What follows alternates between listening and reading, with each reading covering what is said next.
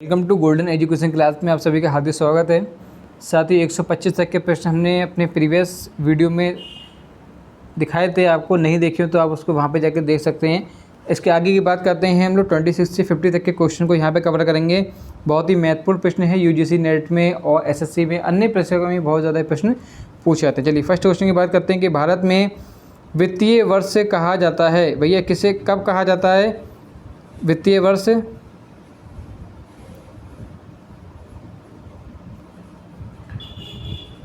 1 अप्रैल से 31 मार्च तक, 1 जुलाई से 30 जून तक, 1 सितंबर से 31 अगस्त तक, या 1 जनवरी से 31 दिसंबर। सभी को मालूम है कि जब भी इस टाइप के प्रश्न आते हैं, या नॉर्मल सी बात है कि हमारा जो भी बजट का हमारा जो सेशन स्टार्ट होता है वो कब होता है हमारा, हम हमेशा बात करते हैं 1 अप्रैल से 31 मार्च तक की बात करते हैं। ठीक है, तो ऑप्शन नंबर ए बिल्कुल करेक्ट होना चाहिए।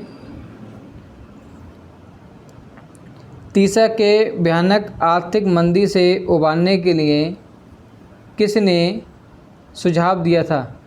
भैया किसने सुझाव दिया था? तीसरा की भयानक आर्थिक मंदी से उबारने के लिए किसने सुझाव दिया था?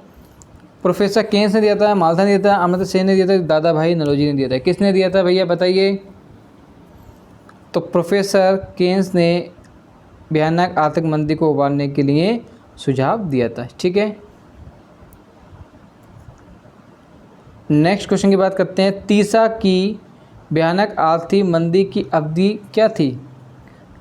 तीसरा की, ठीक है, तीसरा की भयानक तो 1920 से 30 तक की थी, 29 से 30 तक की थी, 18 से 25 तक की थी, या 98 से 2009 तक की थी? तो बताइए भैया किसकी थी?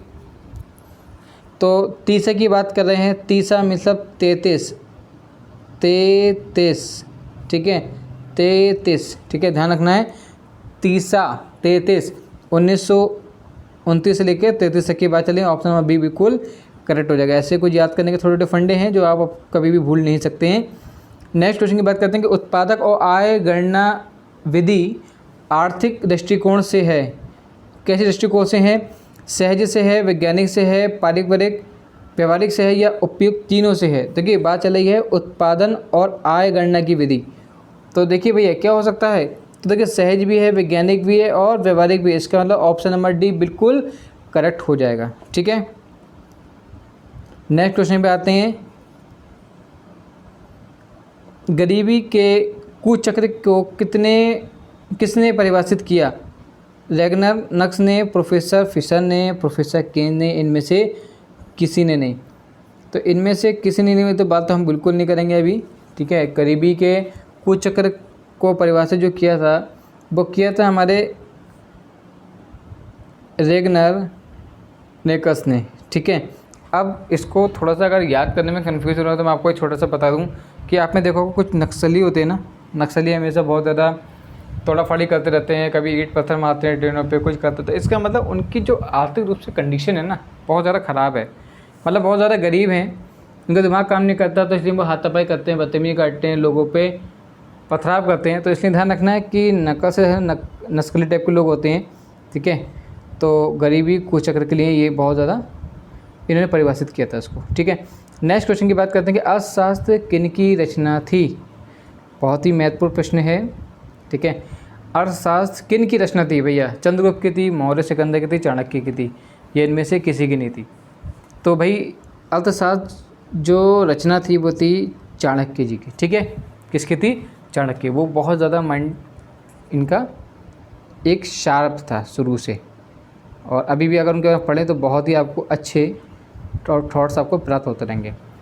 राष्ट्रीय आय समिति का गठन किस वर्ष हुआ था? 1950 में, 1949 में, 1948 में, या 1960 में? किस में हुआ था भाई बताइए? तो राष्ट्रीय आय समिति का गठन जो हुआ था वो हुआ था 1949 में, 1949 में इसका गठन हुआ था। ठीक है, ध्यान रखना, बहुत ही महत्वपूर्ण सीरीज़ है। कभी कभी ऐसी सीरीज देते हैं कि मतलब बहुत ज़्यादा कन्फ्यूजन होता है, याद आता है, भूल जाते हैं, तो बहुत ज़्यादा कन्फ्यूजन रहता है। ठीक है, तो आपको कन्फ्यूजन बिल्कुल नहीं करना है, आप उसको आसानी से बताइए। नेक्स्ट क्वेश्चन की बात करते हैं कि हमारे देश में किस मुद्रा को वैधानिक मान्यता प्राप्त है? वस्तु मुद्रा को, शाख मुद्रा को, पत्र मुद्रा को, या चेक को? तो किसको है भाई? हमारे देश में किस मुद्रा को वैधानिक मान्यता प्राप्त है? तो देखिए हमारे देश में जो वैधानिक मुद्रा प्राप्त हो गया है पत्र मुद्रा, ठीक है। कहाँ पे है ये, वो कैसी है? पत्र मुद्रा। वस्तु मुद्रा नहीं, साख मुद्रा नहीं, चेक तो बिल्कुल नहीं, ठीक है। तो कैसा है ये? पत्र मुद्रा। नेक्स्ट क्वेश्चन की बात करते हैं बेटा। एक बार अगर चैनल को लाइक जरूर कर देंगे तो बहुत अच्छा रहेगा। निम्नलिखित में से कौन विधि गाय मुद्रा है, ठीक है। कौन सी है गाय मुद्रा? देखिए 10 रुपये का नोट, चेक, ड्राफ्ट, ये इनमें से सभी गाय मुद्रा की बात चल रही है, ध्यान रखना है इस चीज़ के लिए। तो ये जो हमारा होता है ये होता है 10 रुपये का नोट, ठीक है। किसकी बात होती है? 10 रुपये का नोट। क्योंकि चेक का ज़्यादा खेल यहाँ यूज़ नहीं करते हैं, इसलिए ध्यान रखना, कभी इस टाइप का क्वेश्चन आया तो कन्फ्यूज़न नहीं होना आपको, इसलिए ध्यान रखना आपको। तो गाय मुद्रा का मतलब क्या हो गया? आप गए ग्राहक के पास, लाओ 10 रुपये का नोट दे दो, ठीक है। 10 रुपये का नोट देकर चीज़ नहीं चलेगा, तो 10 रुपये का नोट, ऑप्शन नंबर ए बिल्कुल करेक्ट हो जाएगा। नेक्स्ट क्वेश्चन की बात करते हैं भाई। आजकल मुद्रा का कौन सा रूप अधिक प्रचलन में है? धात्विक मुद्रा, पत्र मुद्रा, सिक्के या इनमें से सभी? आजकल मुद्रा का कौन सा रूप सबसे अधिक प्रचलित में? देखिए सबसे अधिक प्रचलित में है, हमने अभी आपको बताया था कौन सा? पत्र मुद्रा, ठीक है। कौन सा है? पत्र मुद्रा। नेक्स्ट क्वेश्चन की बात करते हैं। इनमें से कौन मुद्रा के कार्य नहीं है? देखिए नहीं वाली बात आती है तो भाई चारों ऑप्शंस को अच्छे से पढ़िए, तभी आप उसका करेक्ट आंसर को बता पाएंगे। वो कह रहे हैं कि इनमें से कौन मुद्रा के कार्य नहीं है? भैया नहीं है तो देख लीजिए, देखिए और बताइए। तो ऑप्शन नंबर डी बिल्कुल करेक्ट इस बात पे कह रहे हैं, क्योंकि लेखन और संपादन, ठीक है।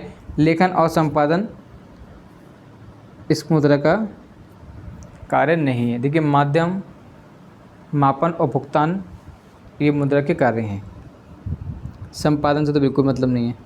नेक्स्ट क्वेश्चन की बात करते हैं। किस धातु का मुद्रा के रूप में सबसे अधिक उपयोग हुआ? कैसे उपयोग हुआ बताइए भैया? लोहा, तांबा, पीतल, चांदी और सोना। तो करेक्ट आंसर कौन समझेंगे आपके अकॉर्डिंग? तो बिल्कुल सही बात है कि सबसे अधिक जो उपयोग हुआ था धातु का, धातु की बात चल रही है, मुद्रा के रूप में वो किया था चांदी और सोना, ठीक है। नेक्स्ट क्वेश्चन की बात करते हैं। इनमें से कौन साख का आधार नहीं है? देखिए नहीं वाली बात आ रही, फिर से ऑप्शन को ध्यान से पढ़िए। विश्वास, शिक्षा चुकाने की क्षमता या ऋण की अवधि, ठीक है। तो इसमें साख का आधार नहीं है, वो कौन सा नहीं है? शिक्षा नहीं है। ऑप्शन नंबर बी बिल्कुल इसके अकॉर्डिंग बिल्कुल करेक्ट हो जाएगा। बांग्लादेश की मुद्रा का क्या नाम है? बांग्लादेश की मुद्रा का क्या नाम है भैया बताइए? क्या नाम है? रुपया है, डॉलर है, टका है या दिनार है? तो देखिए रुपया तो नहीं है, सबको पता है, और दिनार भी नहीं है। अब बचे डॉलर, और डॉलर तो बिल्कुल नहीं हो सकता, इसलिए कौन सा बचा हमारे पास? ऑप्शन नंबर सी बिल्कुल ठीक है, मतलब टका। कहते हैं ना बांग्लादेश में बहुत टकले लोग रहते हैं, ऐसे ध्यान रखना, ठीक है। तो ऐसी कुछ चीज़ें आपको ध्यान रखने के लिए है, बाकी तो आपको याद है तो अच्छी बात है। किसने कहा था कि कर्ज जमा की संतान है और जमा कर्ज की संतान है? किसने कहा था कि कर्ज जो है वो जमा की संतान है और जमा कर्ज की संतान है? देखिए बहुत अच्छी बात कही है, ठीक है। बहुत कम और बहुत सॉलिड वर्ड इसमें यूज़ करा गया है, तो उसको ध्यान रखिए। केन्स, मार्शल, पिगू या क्राउथर, किसने कही थी ये बात? ये जो बात कही थी वो केन्स ने कही थी, ठीक है। कर्ज की बात केन्स ने की, कर्ज की बात केन्स ने की। ध्यान रखने इस स्टेप से आपको, ये थोड़ी थोड़ी हम बीच में पगले दिखाते हैं, लेकिन ये आपके लिए बहुत ही महत्वपूर्ण और कभी भी आप उसको भूलेंगे नहीं। निम्नलिखित में से कौन प्लास्टिक मुद्रा के रूप में प्रचलित है? एटीएम, कागजी नोट, चेक या ड्राफ्ट? प्लास्टिक मुद्रा के रूप में की बात चल रही है यहाँ पे, ठीक है। तो प्लास्टिक मुद्रा तो आपको पता है क्या होता है भैया? अपना एटीएम होता है, कागजी नोट से मतलब नहीं, चेक से नोट नहीं, ड्राफ्ट होती है, तो आपको अच्छे से मालूम है, इसलिए बिल्कुल भी कंफ्यूज नहीं होना है। ऐसे प्रश्न बहुत ज़्यादा पूछ लेते हैं, कभी कभी हम उसमें कंफ्यूज होते हैं। एक ऑप्शन दे देते हैं वो लोग कभी कभी कि इनमें से सभी, तो जल्दी टिक मार देते हैं बच्चे कि हाँ अरे सभी है, तो लेकिन उसको पढ़ना चाहिए एक बार। किसने कहा था कि आधुनिक विश्व में उद्योग मुद्रा रूपी वस्त्र धारण किए हुए है? क्राउथर ने, टेस्टक्राफ्ट ने, पीगू ने या मार्शल ने? तो भैया किसने कहा था? तो इन्होंने कहा था, किसने? पीगू ने। वो कह रहे हैं कि आधुनिक विश्व के उद्योग मुद्रा रूपी वस्त्र, ठीक है, मुद्रा रूपी वस्त्र की बात धारण कौन किया? पीगू, ठीक है। ऑप्शन नंबर सी बिल्कुल करेक्ट हो जाएगा। नेक्स्ट क्वेश्चन की बात करते हैं कि क्षेत्रीय ग्रामीण बैंक की स्थापना किस वर्ष की गई? क्षेत्रीय ग्रामीण की बात चल रही है यहाँ पे, ठीक है। पॉइंट को समझा करें पहले, उसके बाद उसको तुरंत आप विचार करें। 1985 में, 1975 में, 1990 में, 2011 में। देखिए 11 तो बिल्कुल नहीं है, करंट की बात चल रही एकदम। और तो यहाँ पे जो बिल्कुल अच्छे से ऑप्शन आपको हो जाएगा वो हो जाएगा आपका 1975, ठीक है। कब हुई थी? 1975 में। सहकारी नियोजन समिति का गठन किसके नेतृत्व में किया गया था? सहकारी की बात चल रही है यहाँ पे। नियोजन समिति का गठन किसके नेतृत्व में किया गया था? आर.जी. रेसिया, मैक्लेगन, होरेस या चेम्सफोर्ड? तो किसने किया था भाई? आर.जी. रेसिया ने, ठीक है। सहकारी की बात चल रही है, ठीक है। तो वो कौन है? सहकारी में कौन है? रेसिया, ठीक है। ध्यान रखना आपको। नेक्स्ट क्वेश्चन की बात करते हैं कि भारत के वित्तीय राजधानी किस शहर को कहा जाता है? वित्तीय राजधानी की बात चल रही है भारत की, ठीक है। मुंबई, दिल्ली, पटना या बेंगलोर? तो बताइए भैया। तो वित्तीय राजधानी बात करेंगे तो बात करते हैं मुंबई की, ठीक है। ये एक वृत्त की तरह ही होता है, बहुत एक सर्कल में है, बहुत बड़ा एरिया है मुंबई अपना, ठीक है। तो उसको ऐसे ध्यान रखना है आपको। हम लोग कभी बोलते हैं कि अंधेरी बोलते हैं, ईस्ट है, वेस्ट है, नॉर्थ है और साउथ है। तो ये अपने आप में बहुत ब्रॉड एरिया है, तो ध्यान रखना है आपको कौन सा किस शहर की बात चल रही है? मुंबई की बात चल रही है। गैर संस्थागत वित्त प्रदान करने वाले पहले लोकप्रिय सांसद हैं कौन है भाई? देश बैंक, महाजन, व्यापारी या सहकारी बैंक? कौन है भाई बताइए। तो बिल्कुल सही बात है। जब गैर संस्थागत वित्त प्रदान करने वाली लोकप्रिय साधन कौन सा? महाजन, ठीक है। ये वर्ड आपने अच्छे सुने होंगे। भारत में सहकारिता आंदोलन प्रारंभ कब हुआ? भैया कब हुआ था? 1904 में, 7 में, 5 में, 1920 में? तो किस में हुआ था ये भाई? सहकारिता आंदोलन की बात कर रहे हैं, वो कर रहे हैं कब? 1904 में ये प्रारंभ हुआ था। इनमें से कौन एशिया का सबसे पुराना शेयर बाज़ार है? पटना है, मुंबई है, कानपुर है या दिल्ली है? एशिया का सबसे पुराना शेयर बाज़ार तो कौन सा भैया सबसे पुराना शेयर बाज़ार? एशिया की बात चल रही है, ये ध्यान रखना आपको। तो मुंबई। क्यों?